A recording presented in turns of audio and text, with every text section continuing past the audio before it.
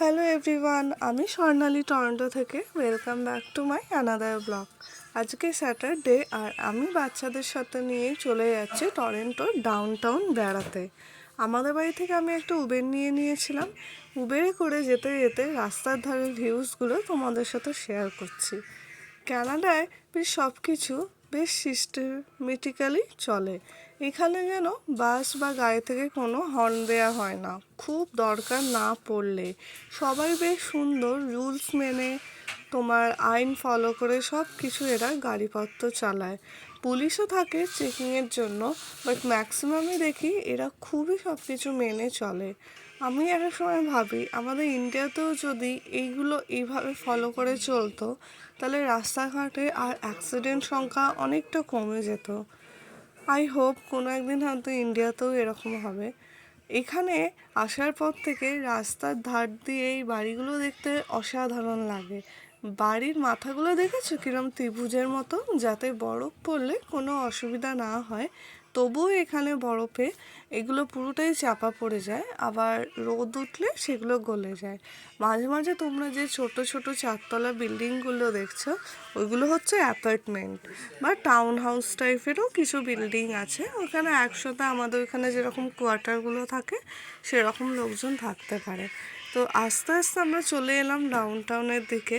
আর ঠিক সন্ধেটাও নাবার আগে দেখো সূর্যটা অস্ত যাচ্ছে। আর দূরে তোমরা দেখতে পাচ্ছ গাছের ফাঁকে ওই যে সিএন টাওয়ারের মাথাটা দেখা যাচ্ছে। এখানে ব্রিজগুলোও দেখতে বেশ ভালো লাগে। এই ব্রিজগুলো দেখলেই, আমি যেহেতু হাওড়ার মেয়ে, আমার খুবই দ্বিতীয় হুগলি সেতু আর হাওড়ার ব্রিজের কথা খুবই মনে পড়ে যায়। তোমাদের এই ভিডিওগুলো কেমন লাগছে দেখে আমাকে জানিও। আর যারা আমাকে সবসময় বলো কানাডাতে ব্লগ বানিয়ে তোমাদের সাথে শেয়ার করতে, আমি তাদের জন্যই আজকে এই ব্লগটা বানালাম। থ্যাংক ইউ আমার পাশে থাকার জন্য।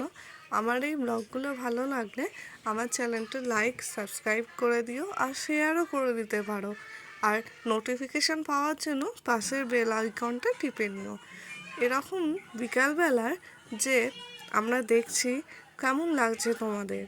আমার তো খুবই ভালো লাগছে। আমরা প্রায় এসেই গেছি, ডাউন টাউনে ঢুকে পড়ছি। এই ব্রিজটা পেরোলেই আমরা পৌঁছে যাব ডাউন টাউন।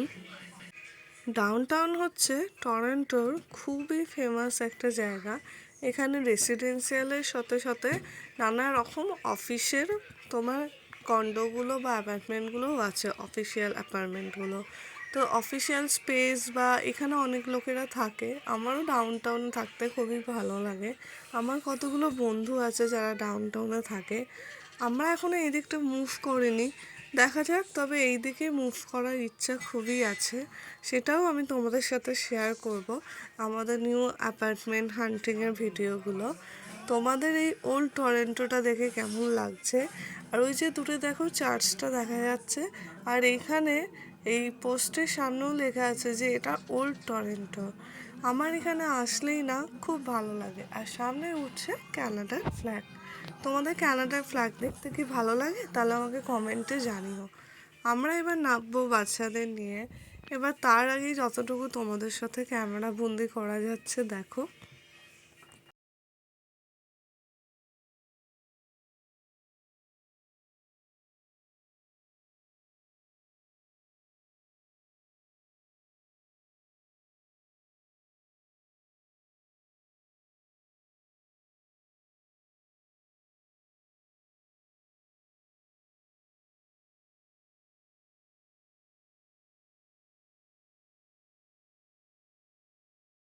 আমরা এবারে নেমে পড়েছি। নেমে পড়ে আমরা এসে গেছি এই খেলার দোকানটাতে।